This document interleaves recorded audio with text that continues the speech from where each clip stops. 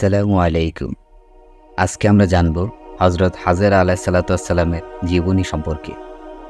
বিবি হাজেরা হজরত ইব্রাহিম আলাইসাল্লাতামের সহধর্মিনী এবং হজরত ইসমাইল আলাইসাল্লাতামের মা জননী।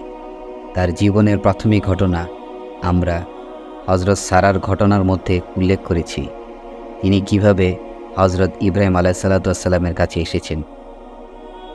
দাসী হিসেবে এলেও হজরত সারারই আগ্রহ ও চেষ্টায় হজরত ইব্রাহিম আলাইসাল্লাতাম বিবি হাজেরাকে স্বীয় স্ত্রীরূপে গ্রহণ করেন। অতঃপর হজরত হাজেরার গর্ভে হজরত ইব্রাহিম আলাইসাল্লামের পুত্র ইসমাইল আলাইসাল্লাতাম জন্মগ্রহণ করেন। হজরত ইসমাইল আলাইসাল্লাতাম যখন দুগ্ধপুষ্য শিশু, তখন আল্লাহর ইচ্ছা হলো তিনি হজরত ইব্রাহিম আলাইসাল্লাতামের বংশধর দ্বারা মরুময় মক্কাকে জনপদে আবাদ করবেন।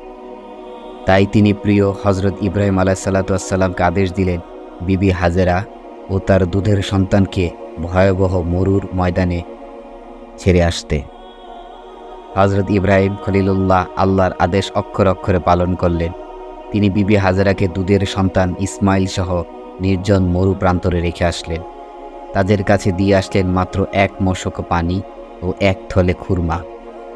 আসার সময় বিবি হাজেরা জিজ্ঞাসা করলেন, হে আল্লাহর পয়গম্বর, আমাদের ফেলে এভাবে আপনি কোথায় যাচ্ছেন? হজরত ইব্রাহিম নিরুত্তর রইলেন।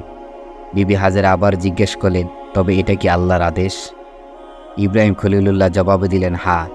এবার বিবি হাজেরা উৎফুল্ল হৃদয়ে বলে উঠলেন, তাহলে তো কোনো চিন্তাই নেই, আল্লাহই আমাদের খবর রাখবেন। হজরত ইব্রাহিম আলাইসাল্লাম চলে গেলেন।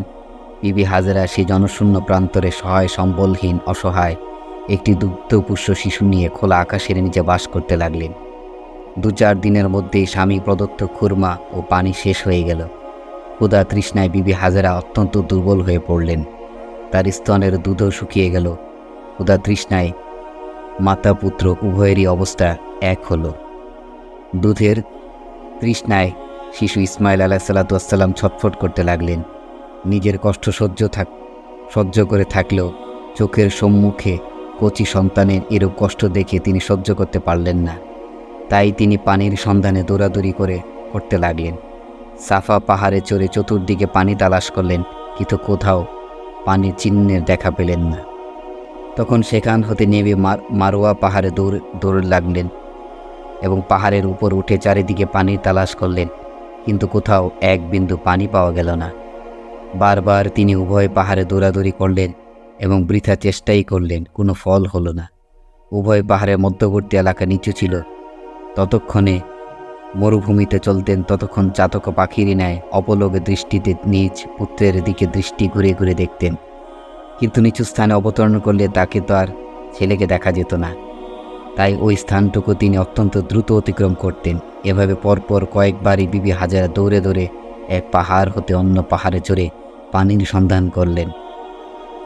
বর্তমানে উভয় পাহাড়ের মধ্যবর্তী নিচু ভূমি সমতল ভূমিতে পরিণত হয়ে গেছে।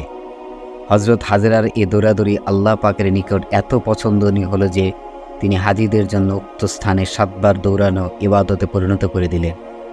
অবশেষে বিবি হাজেরা মারোয়া পাহাড়ে চড়ে এক গায়েবী আওয়াজ শুনতে পেলেন। তিনি চারিদিকে তাকিয়ে কাউকে দেখলেন না।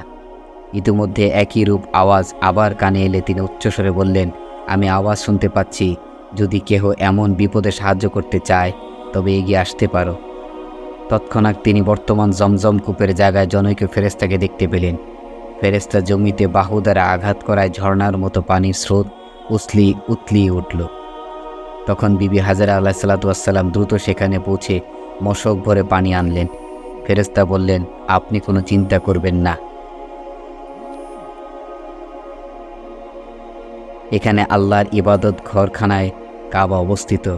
এ ছেলেই তার পিতার সাথে মিলে এ ঘরের মেরামত করবে। এ নির্জন মরু ময়দান আবাদি জমিতে পরিণত হবে। সত্যি সত্যি কিছুদিনের মধ্যে সে কথা বাস্তবে পরিণত হতে লাগল। একদা একটি মরু কাফেলা ওই পথ দিয়ে অতিক্রম করছিল। তারা ওই স্থানে পানির সন্ধান পেয়ে সেখানে বসতি স্থাপন করল। কালক্রমে হজরত ইসমাইল আলাইসাল্লাতাম যৌবনে উপনীত হলেন। তার বিয়ে সুসম্পন্ন হল। আল্লাহর আদেশে হজরত ইব্রাহিম আলাইসাল্লাতাম ও ইসমাইল মিলে কাবা ঘর নির্মাণ করলেন। ওই সময় জমজমের পানি বিস্তৃত হয়ে একটি কূপে আকার ধারণ করল।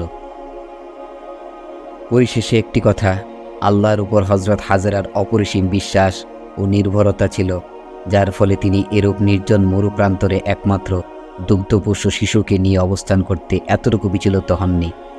অবশেষে তার সে অবিচল আস্থার বদলতেই আল্লাহ পাক কত না নিয়ামত দুনিয়ায় প্রকাশ করলেন।